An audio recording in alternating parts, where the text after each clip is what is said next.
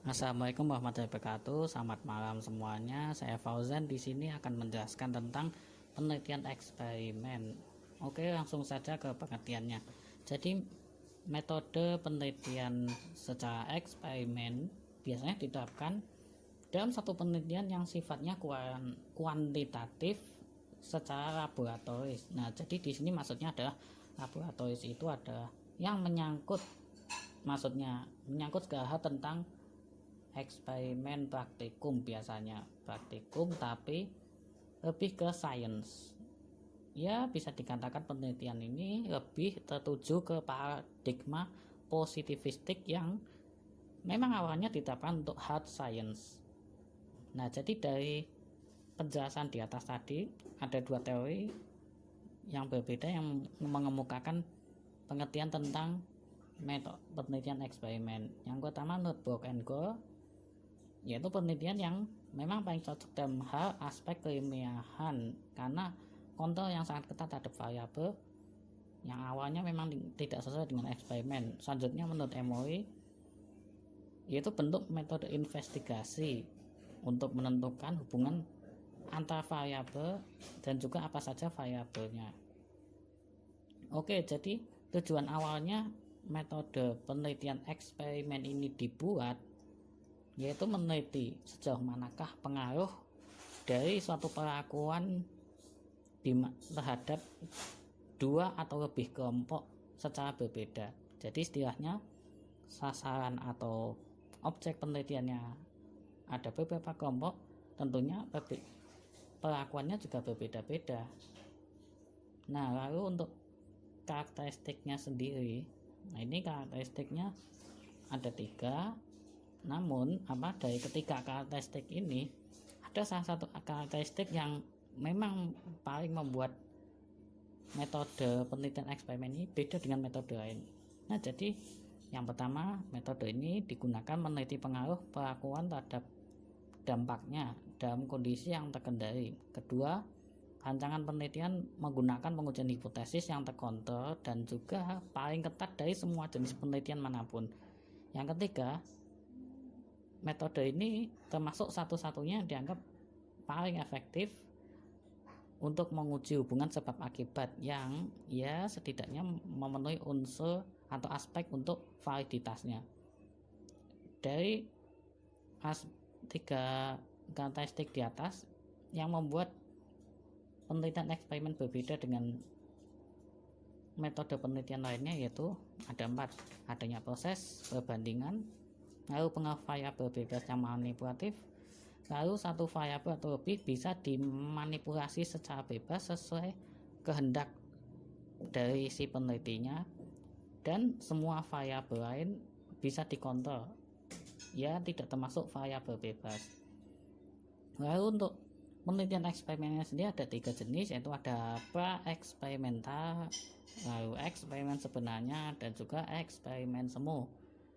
Nah, jadi meskipun penelitian eksperimen dianggap paling efektif dari semua metode penelitian lainnya, tentunya ada kelebihan dan kekurangan. Nah, kelebihannya di sini lebih sedikit dibanding kekurangan. Kelebihannya ada kemampuan memanipulasi satu atau lebih variabel penelitian secara efektif, dan juga kemampuan pembuktian hubungan sebab akibat dari penelitian terhadap objek tertentu atau objek-objek yang diteliti. Misalkan objeknya adalah 2 kelompok manusia yang berbeda, mungkin berbeda dalam hal karakter, tentunya berbeda perlakuan juga. Tapi di sini lebih banyak kelemahannya. Ada 3. Tentunya pertama, pelaksanaan penelitian yang membutuhkan waktu yang sangat lama dan juga prosesnya sangat rumit. Terus yang kedua, susah diterapkan dalam kondisi sosial ataupun istilahnya daily activity karena memang awalnya terkontrol secara ketat sesuai kehendak atau target dari si penelitinya itu. Dan yang ketiga, ini yang paling penting, dampak moral atau psikologi terhadap objek penelitian dengan perlakuan yang berbeda. Penelitian korelasi atau korelasional adalah suatu penelitian untuk mengetahui hubungan dan tingkat hubungan antara dua variabel atau lebih tanpa ada upaya untuk mempengaruhi variabel tersebut, sehingga tidak terdapat manipulasi variabel. Ini adalah pengertian dari Frenkel dan Wolin pada tahun 2008.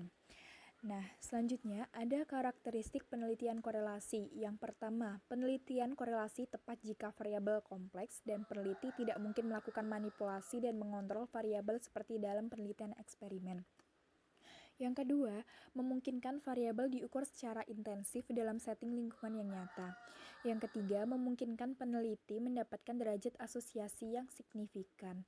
Tujuan dari penelitian korelasi adalah untuk menentukan hubungan antara variabel dan untuk menggunakan hubungan tersebut membuat prediksi.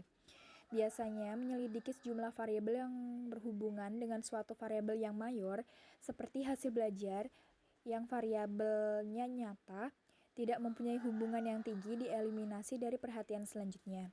Ciri-ciri penelitian korelasi yang pertama, penelitian macam ini cocok dilakukan bila variabel yang diteliti rumit atau tidak dapat diteliti dengan metode eksperimental. Yang kedua, studi macam ini memungkinkan pengukuran beberapa variabel yang hubungannya secara serentak dalam keadaan realistik.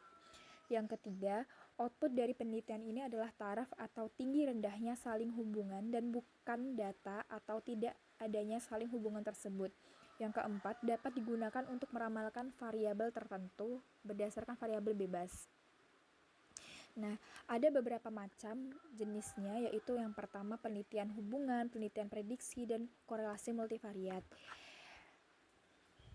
Nah, selain itu, penelitian korelasi ini terdapat kelebihan dan kelemahan. Kelebihannya yaitu mampu untuk menyelidiki hubungan antara beberapa variabel secara bersama-sama atau simultan. Dan penelitian korelasi juga dapat memberikan informasi tentang derajat atau kekuatan hubungan antara variabel-variabel yang diteliti. Penelitian ini juga berguna untuk mengatasi masalah yang berkaitan dengan bidang pendidikan, ekonomi, dan sosial.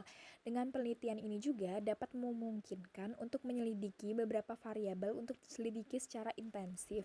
Dan penelitian ini dapat dilakukan analisis prediksi tanpa memerlukan sampel yang besar.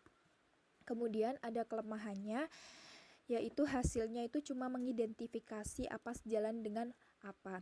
Kemudian tidak mesti menunjukkan saling hubungan yang bersifat kausal jika dibandingkan dengan penelitian eksperimental.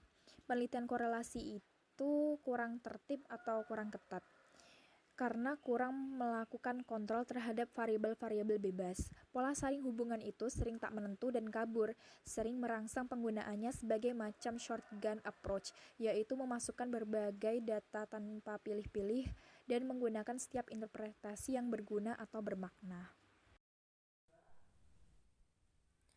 Penelitian survei. Apa itu penelitian survei? Jadi, penelitian survei adalah suatu bentuk aktivitas yang telah menjadi kebiasaan di lingkungan masyarakat. Dikembangkan sebagai bentuk pendekatan positif pada ilmu-ilmu sosial. Dilakukan dengan cara menanyakan kepada responden tentang kepercayaannya, pendapat, karakteristik, dan perilaku yang sedang atau telah terjadi. Kemudian ada pertanyaan yang diberikan kepada responden itu meliputi perilaku, sikap, pendapat, keyakinan, karakteristik, ekspektasi, pengklasifikasian, dan pengetahuan. Kemudian penelitian survei dilakukan untuk penjajakan atau eksploratif, deskriptif, penjelasan atau menjelaskan hubungan kausal dan pengujian hipotesa, kemudian untuk evaluasi, untuk prediksi atau meramalkan, untuk penelitian operasional, dan untuk pengembangan indikator-indikator sosial. Kemudian ada desain penelitian survei.